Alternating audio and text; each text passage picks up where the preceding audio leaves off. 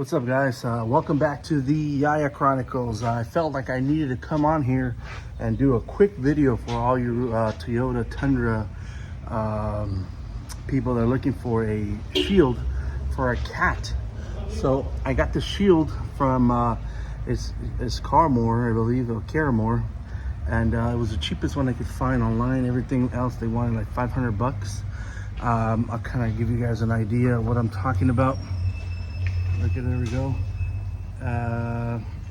This is the one for the 2024 Tundra Hybrid. There was slight modification. It doesn't really tell you online what exactly they want you to do. There was no instructions, so there was bolts missing, so I'm gonna have to give this cover a 7 out of 10. But the modification you need to do is this little hook right here, you see?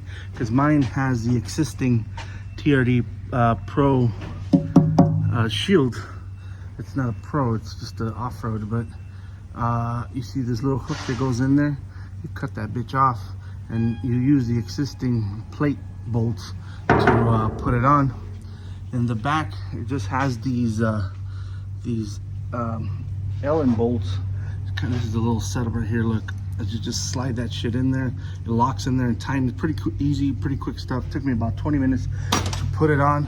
Like I said, it's gonna be a 7 out of 10. The cover looks pretty dope, you know, but this, I'm not sure if I'm down with that. I might have to modify it later myself if it starts making noise when I'm driving. It comes with these little rubbers that you put in here, adhesive rubbers that attach to the thing. Make sure those end up between, you know, the frame and the cover. Yeah, like I said, it's a 7 out of 10. I'm not gonna waste too much of you guys' time.